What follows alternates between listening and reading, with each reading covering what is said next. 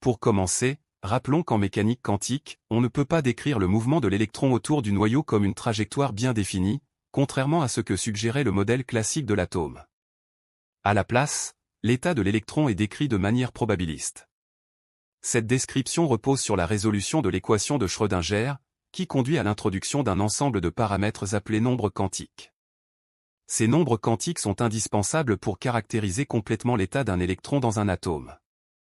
Ils permettent notamment de déterminer l'énergie de l'électron, la forme de l'orbital, son orientation dans l'espace, ainsi que son comportement quantique. Dans le cas des orbitales atomiques, 3 nombres quantiques sont fondamentaux.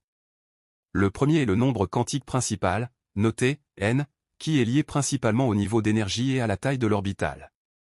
Le deuxième est le nombre quantique secondaire, ou azimutal, noté L, qui détermine la forme de l'orbital.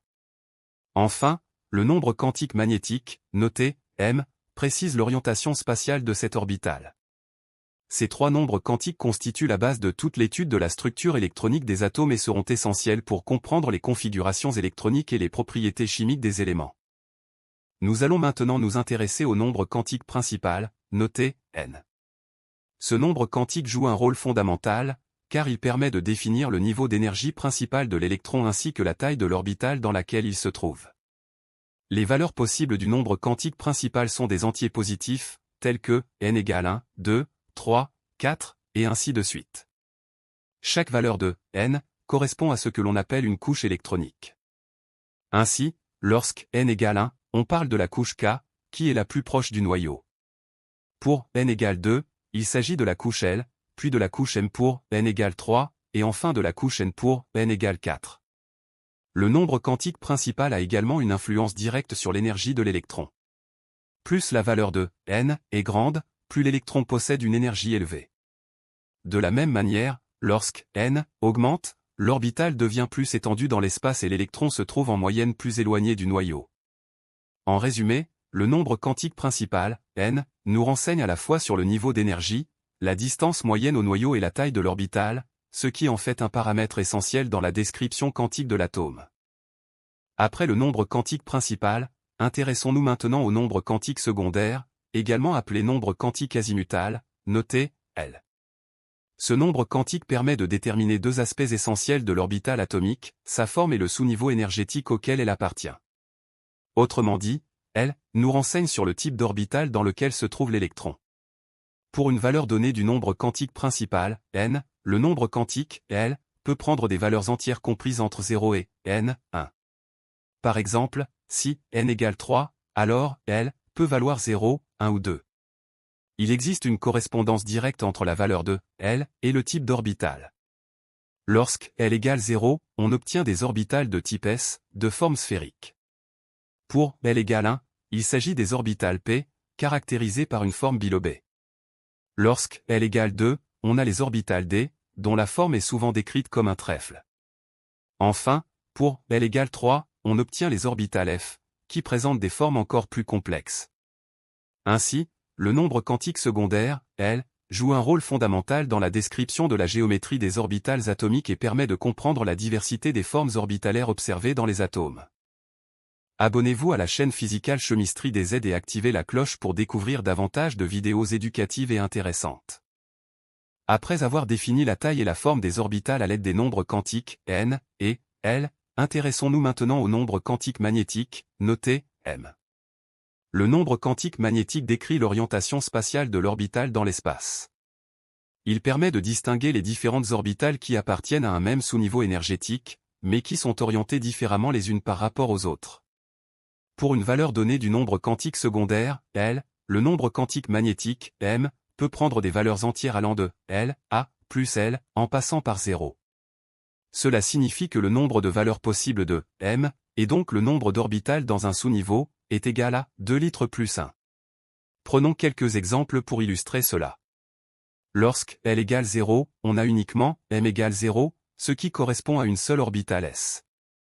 Pour L égale 1, les valeurs possibles de M sont moins 0 et plus 1, ce qui donne 3 orbitales P, notées généralement P-X, P-Y et P-Z. Enfin, lorsque L égale 2, M peut prendre les valeurs moins 2, moins 0, plus 1, et plus 2, ce qui correspond à 5 orbitales d. Ainsi, le nombre quantique magnétique, m, complète la description des orbitales atomiques en précisant leur orientation dans l'espace, ce qui est essentiel pour comprendre la structure électronique et les interactions chimiques. Comme nous venons de le voir, une orbitale atomique est entièrement définie par un triplet de nombres quantiques, n, l, m. Ces nombres permettent de décrire l'état quantique d'un électron dans l'atome. Prenons d'abord l'exemple de l'orbitale 1s, caractérisé par n égale 1, l égale 0, et m égale 0. Il s'agit de l'orbitale la plus simple et la plus proche du noyau. Sa forme est sphérique et elle correspond au niveau d'énergie fondamentale de l'atome. Passons ensuite à l'orbitale 2s. Ici, le nombre quantique principal passe à n égale 2, tandis que L reste égal à 0 et M à 0. Cette orbitale conserve une forme sphérique, mais elle est plus étendue dans l'espace et possède une énergie plus élevée que l'orbitale 1s. Considérons maintenant l'orbitale 3π, définie par n égale 3, L égale 1, et M égale 0. Le nombre quantique azimutal, L égale 1, indique une orbitale de type P, de forme bilobée. La valeur de M précise son orientation dans l'espace, ici selon un axe particulier. Ainsi, ces exemples illustrent clairement comment les nombres quantiques n, l et m déterminent à la fois l'énergie, la forme et l'orientation des orbitales atomiques, éléments essentiels pour comprendre la structure électronique des atomes. Passons maintenant à la capacité électronique des orbitales atomiques. Selon le principe d'exclusion de Pauli, une orbitale atomique ne peut contenir au maximum que 2 électrons, et ces 2 électrons doivent obligatoirement avoir des spins opposés. À partir de ce principe fondamental, on peut déterminer la capacité maximale de chaque sous-niveau énergétique. Le sous-niveau S ne possède qu'une seule orbitale, il peut donc accueillir 2 électrons au maximum. Le sous-niveau P est constitué de 3 orbitales distinctes, ce qui permet d'y loger jusqu'à 6 électrons. Pour le sous-niveau D, on compte 5 orbitales, ce qui correspond à une capacité maximale de 10 électrons. Enfin, le sous-niveau F comprend cette orbitale, pouvant contenir jusqu'à 14 électrons.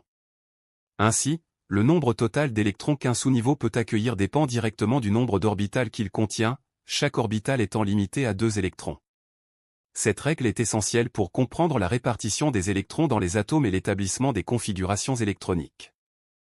Pour mieux comprendre la détermination des configurations électroniques, examinons maintenant quelques exemples concrets, en reliant directement la configuration électronique au nombre quantique n, l, m.